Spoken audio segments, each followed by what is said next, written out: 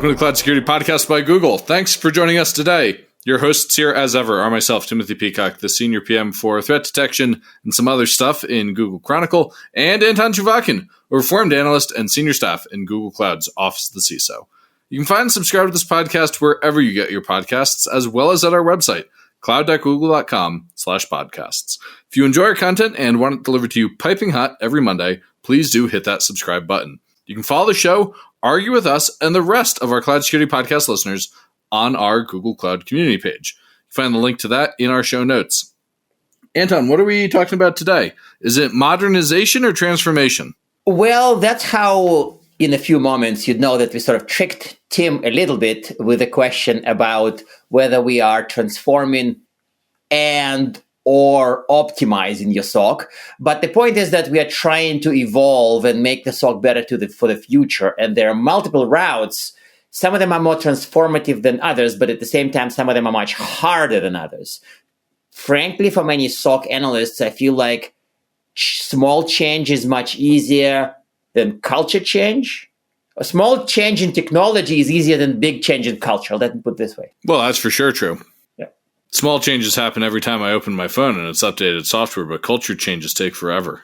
Indeed. And that's what we would observe in the episode when we talk about how we can either fix the minor problems in the SOC or how we can sometimes transform it to some new model, which would, of course, be magical, but require work. And now, listeners, before you start to think that this episode will include observations as salient and stunning as cultural change is hard, we actually have our most interesting comment towards the back end of the episode. So if you're somebody who doesn't always listen all the way through, I encourage you to stick around for this one.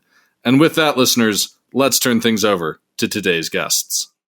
Today, we are lucky enough to be joined by Mitchell Rudall, Specialist Master at Deloitte. Can you believe that title? And Alex Glowacki, a Senior Consultant at Deloitte. Alex, I'm sorry you didn't get the awesome title. We were discussing before we started, listeners, should we call him Special Dragon, Master Dragon? But I think with that, I want to dive in.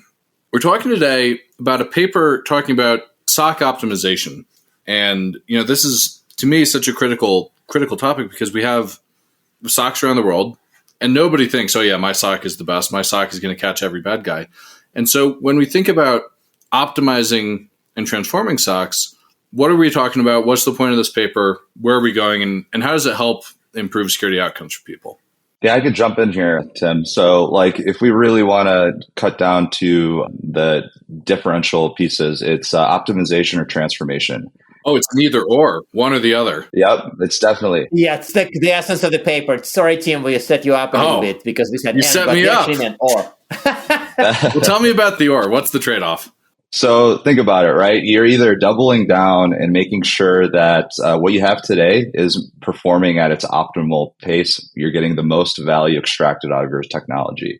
And if you're looking at transformation, you're more so leaning towards the next gen technology. You want to rip and replace. You're looking for a migration.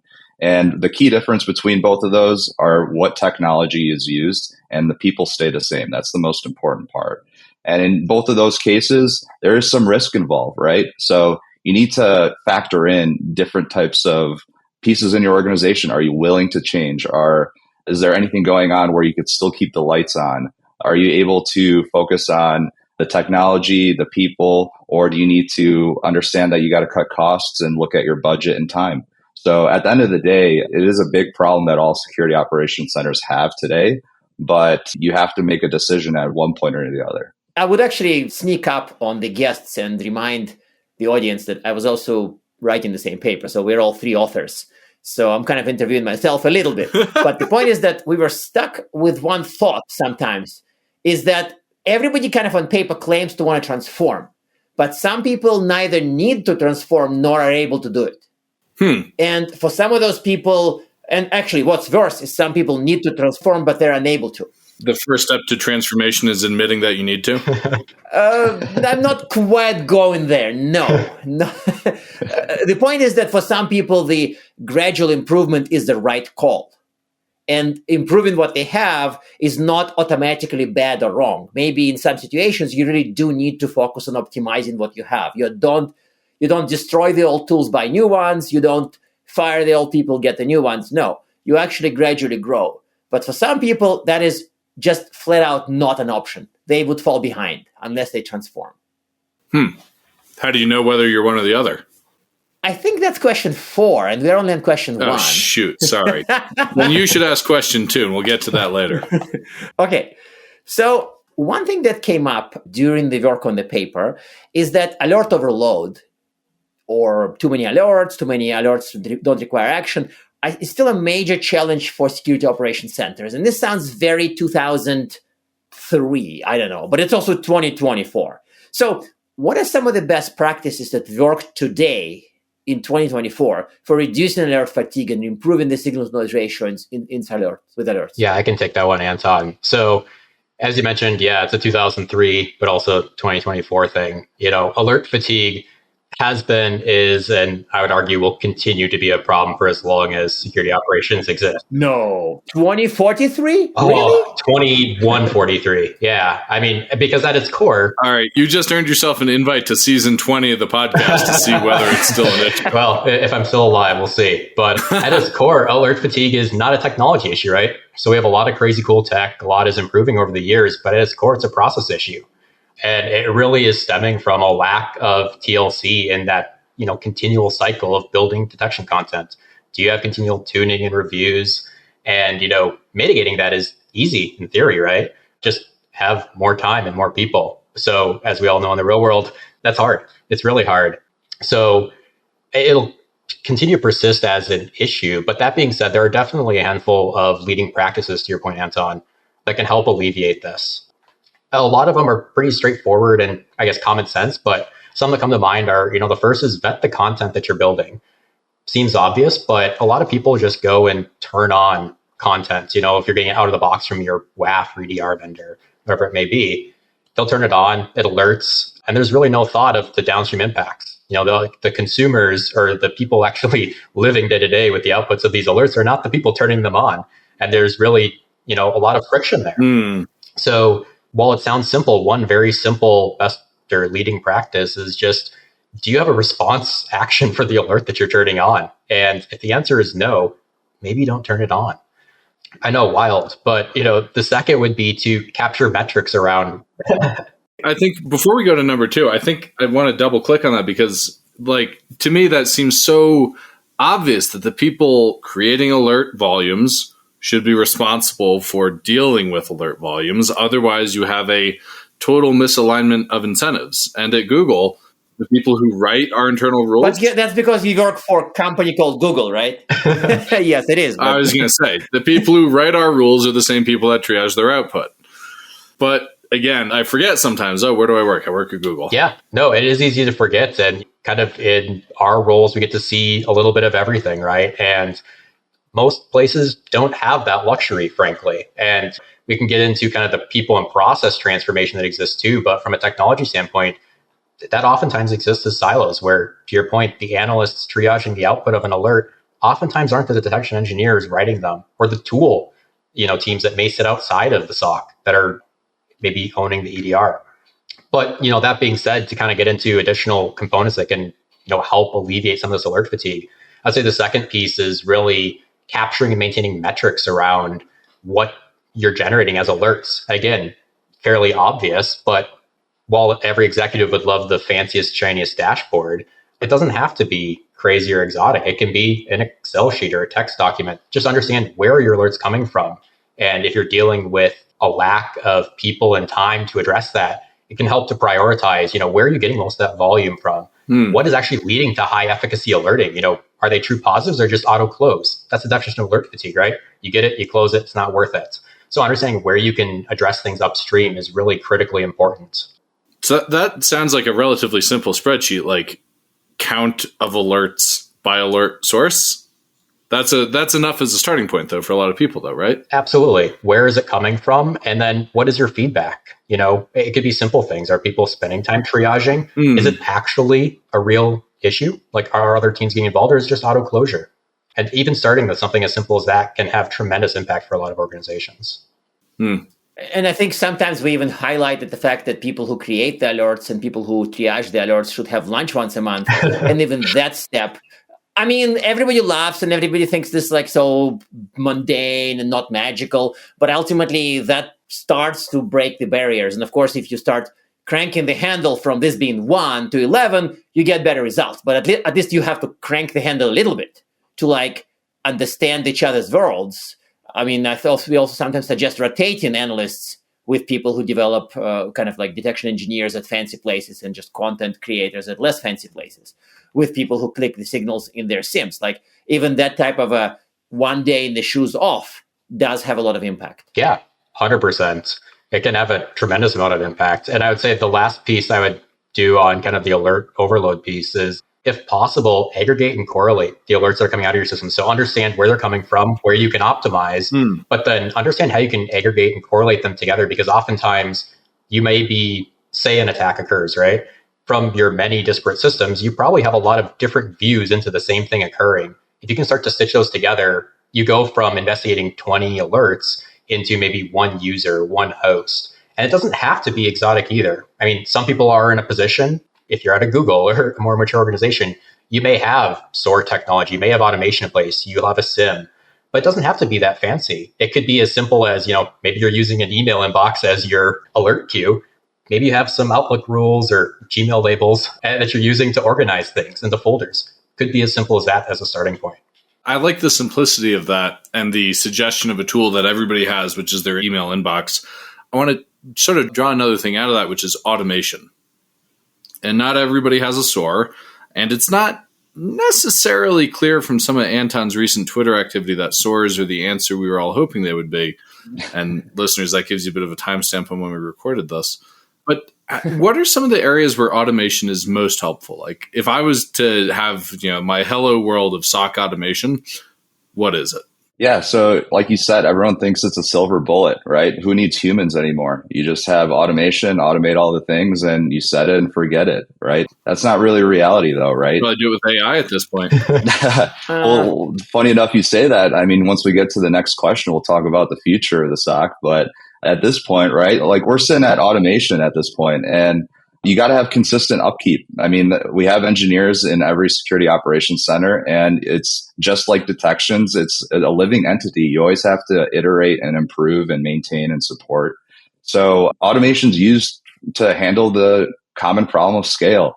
You could do something at small scale, great, but how does it react when you really increase that for those high throughput telemetry, high volume, high alert, like we talked about, alert fatigue? How do you reduce those, but also be able to handle large volume at the same time? And more often than not, it comes down to it's who's in your SOC, who's your talent, who are your teammates, right? You're not going away from that talent and that human aspect, but you're leveraging that human interaction with automation, with AI to improve your outcomes in a more productive fashion. So the other thing that I did want to mention is we're really focusing on security operations centers here. But if you really think about security in general, it starts to branch out into other teams in the organization. And those decision-making factors that they do, their engineering decisions, it really impact how quickly you can respond to alerts. If a singular team managing a bunch of assets suddenly received an alert and needed to respond to it, they should be able to understand how to implement that change or contain that malicious activity very quickly. And all of that goes towards your statistical analysis of how fast could I respond? How fast can I detect? How fast can I contain? So automation is just there to improve how quickly you could do things, but you still need that human element. So this actually makes sense to me, I think, as far as pillars. But Tim, of course, alluded to sort of my Twitter activity recently. And I want to maybe just deviate a little bit from the paper topic back to SOAR and automation. You probably met clients, maybe your own clients, who kind of say that they want to automate, but even SOAR is too much work in their minds. So admittedly, if they say SOAR is too much work, doing your own system from scratch is like way too much work, out of the question. And I mean, while I'm not trying to tell you to tell them to hire a well-known consulting firm, which we wouldn't name right now, but like, what is your reaction to, yes, I want to automate, but SOAR, yeah, we tried that, it's too hard? I would say break it down into little pieces, right? It's a big, complex problem, and you don't have to do everything in one swing. So if you could just get to the base layer of, hey, can I email this person when this playbook step happens? what is your standard operating procedure? So really break it down into chunks of, all right, every time this incident occurs, what are the standard operating procedures that I need to do? And along that way, the more frequent that happens, you're able to break it down and say, hey, if I do this in this way, then it speeds me up to get to my outcome. So the real goal is see a complex problem, break it up into chunks. And that's like the classic programming 101 solution that your university professors would say as well. Yeah. It's a bit of a consulting answer, wouldn't you say? Definitely. I could double click on that one maybe a little bit. The one other piece I would add is that automation akin to AI, or pick your buzzword of the month, is, like you said earlier, automate all the things.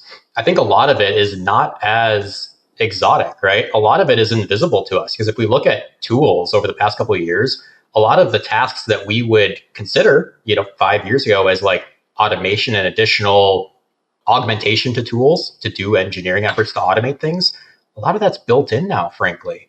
So, and I think that'll continue to progress. So using some examples like enrichment or contextualization, previously that would be an automation workflow, to your point, Anton, like that exists in your SOAR or your custom engineering.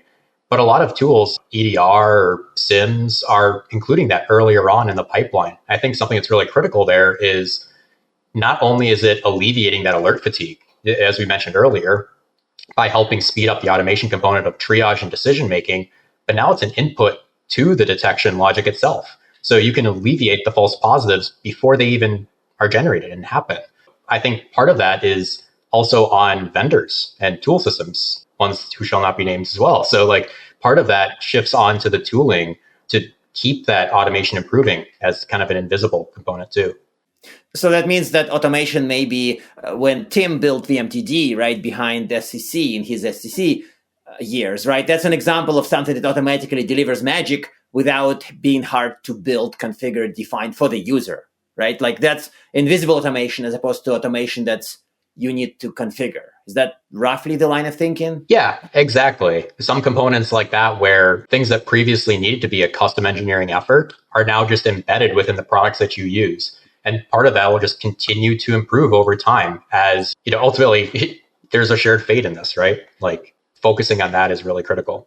So I want to switch gears from machines and systems to humans, because with many types of automation, whether it's SOAR or writing your own scripts and code, it sounds like the skill sets are somewhat different. And I think if I mention Twitter again or X, people still debate whether you need to know how to code to be a security professional in general. But I think that over the years, SOC analyst wasn't a coder for sure. So we point out that automation, that they need to develop some things. So the paper also highlights the need to change the skills if you transform. So what specific skills and knowledge, in your opinion, would be most important for future SOC analysts or engineers? I don't know, 5 years, however ambitious you want to go. Please don't go 20 years. Yeah, well, if it's 20, that's just AI, right? So, AI, but not. Yeah. No, but in all seriousness, I think to your point, there's definitely an engineering-led culture shift. And I do think that permeates into security. So to Alex's earlier point, there's a dependency outside of the SOC. And I think that becomes ever more present as we try to shift left, or whatever terminology you want to use, kind of within our own security operations and our detection engineering. So do we still have tiers of escalation, a 1, 2, 3, or whatever numbering schema you use? Maybe not. Again, can't speak to the ambitious nature of 5-10 years and migrating away from that model. But I do think it is critically important to have input. Like as you mentioned earlier, maybe beyond having lunch once a month between your analysts and detection engineers, having a regular cycle of input. So your analysts that are responding to these things have input to the detections, creating them, input to the tuning, input to the automations that are making their day-to-day quotidian actions easier at the end of the day. And that's critically important. And do they need to be a developer and a coder? Maybe it shifts that way, but they don't need to be doing all of it to start, even if that is kind of one of those ideal end models to your point, Anton. Yeah, a couple things to add though, right? With the developer mindset, you don't have to be a full-on developer to be providing valuable contributions, right? But understanding the different technologies and their purposes in the environment, you just want to be able to know that, hey, this is an EDR solution. This is why it's there. This is who I'm contacting. This is an IAM team. This is what they're managing, and this is what they're supposed to be doing. Letting them know that these are the appropriate security policies. These are the appropriate security techniques to build and engineer safely rather than getting bit by the bullet at the end of the day. I really like these concepts around how do we get these people to work better together. I think this gets back to an enduring theme on the show, which is that security is a team sport. And the idea of having lunch together seems so basic, but it really does make a difference for people getting along better. I hate to ask questions like this because Anton always makes fun of them when he got them as an analyst. But you guys aren't analysts, you're consultants, so I can get away with it. What are your predictions for the future of SOC? I could start that off. So I think it's a mixed bag, right? We're talking about technology. We're talking about people. I think some of the non-fancy, AI is a big topic right now, but think about just like getting your data to a particular platform and being able to funnel it to different locations, right? One input, multiple destinations. Maybe that it's a particular data lake where you're centralizing your data. Maybe you're starting to work with other teams to divert that data and share that telemetry so that you're not doing any shadow IT where one team needs a certain piece of telemetry, another team needs a different piece of telemetry, and you're building your own pipelines at the end of the day. So maybe you're not only feeding your SIM, right? It could be working with different teams in your organization. So I think the first part of that is it's going to be a mixed bag, and everyone's going to find what new approaches are to tackle the old things, the old issues, what new approaches are to tackle the new issues or the unknowns. So I think that's a big part of just understanding that you could use different technologies, you could use different techniques, and you could come out with the same outcome. But that's complex. I mean, I don't want to turn it into kind of a maybe too much of a sales story, but like it does sound like we would be moving to the world that's more complex. And I don't necessarily point at increased role for consultants. I really mean more about the fact that the world is genuinely more complex. I have a SIM, I have an EDR, I have a data lake, I also have some kind of other storage, and I'm trying to make sense of it all in the coherent strategy, right? Like that's a rich but scary future, right? It is, but there is shared responsibility as a team sport, to Tim's point, right? So like Alex was mentioning, understanding that some of this workload for all of this profusion of telemetry can be shared among other engineering teams to people outside of the SOC. So while it is growing and becoming more complex, you're ultimately all solving similar yet slightly nuanced problems. So understanding your platform engineering teams, your telemetry teams, your whatever your organization looks like, you're all solving similar issues and then using it for different outcomes. So trying to share some of that at the front can actually, while it is scaling, probably cut down on your existing workload even as they exist today. One thing that came up in regards to AI that I think you quickly mentioned is that I think that in the future, would we expect more certainty about, say, Gen AI use cases? Because I sense that right now we are in the very end of the mad rush to try to apply it to everything. And it's very clear, and I've seen a few days ago, I've seen some vendor slide that said LLMs aren't enough. And I'm like, yes, we are starting to fall off the hype cycle. That's great. So we are not really in the, oh my God, Gen AI would fix all the problems, but we are in a, oh, I see, these use cases are good, these are bad. What's your take on this? Do you see any kind of niche for the future? What are the use cases that are promising in your mind?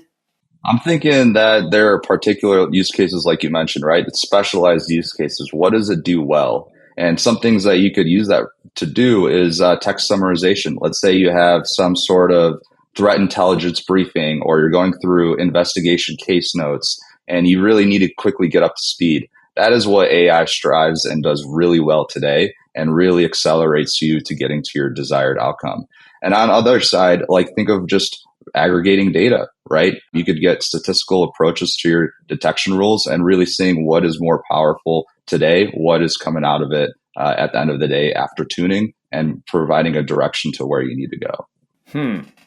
That's exciting, and I guess also optimistic in regards to how SecOps would be a little easier in the future. But what about the process side? Like ultimately, just as SOC, at least some SOCs, not ours perhaps, or not our similar operation, originated from original NOC thinking, when the processes are essentially inherited the NOC DNA from the 80s, if not the 70s. So do you think that process would survive in the future, or would this more engineering-led automated approach would become more widespread? I think I'm asking a very rambling question, which I think leads us to think, do you think the SOC of plus 5 years would look like SOC of today? at many companies, or would it be more different? I would hope not. I ultimately want to continually improving, whether you're transforming or whether you're optimizing what you have, right? I think at the end, to kind of bring it full circle, you have to change to keep up with the times. We work in a discipline where our adversaries aren't just setting and forgetting. So you have to continue iterating on your processes, whether that's the people, the process, or the technology. So I think a lot of that does change with time. And whatever the tools look like 5-10 years from now, we'll see what they are. But at the core of it, I think it's all human. It's all people, right? I don't think it's going to be an army of little AI robots. Maybe they'll make our lives a lot easier. I think it's important to remember that at the core of this, it's a human problem. It's a human construct. So using the tools and the processes to make the humans ultimately most impactful to deliver the outcomes, which is reducing risk to the organization, right? However we do that, I think it has to change ultimately. And whether that's engineering led or what that looks like, time will tell with what tools come out ultimately. I really like that answer. Yeah, me too. And I was always like, that was people who sometimes don't listen to the end of a podcast, in this case, better do that. Of course, I'm telling this after. So I hate to do it, but I got to ask our traditional closing questions. One, have you got a tip to help people improve their SOC modernization transformation? Or two, do you have recommended reading?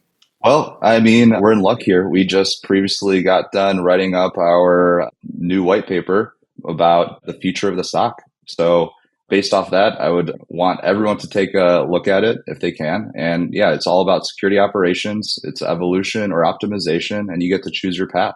So I highly recommend taking a look at that paper. That's great. Yeah. And I would say maybe on the flip side from a reading and more so on the tip side of things, kind of a reiterated theme is focus on the basics, the simple. It might not be exotic and buzzwordy, but focusing on the simple components of the process or technology problems at hand that you can solve for the largest impact.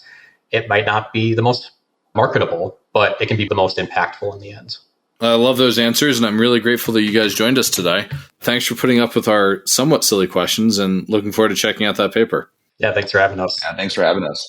And now we are at time. Thank you very much for listening, and of course for subscribing. You can find this podcast at Google Podcasts, Apple Podcasts, Spotify, or wherever else you get your podcasts.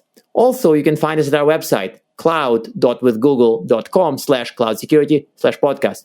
Please subscribe so that you don't miss episodes. You can follow us on Twitter, twitter.com/cloudsecpodcast. Your hosts are also on Twitter at Anton_Chuvakian and _Team Pico. Tweet at us, email us, argue with us, and if you like or hate what we hear, we can invite you to the next episode. See you on the next Cloud Security Podcast episode.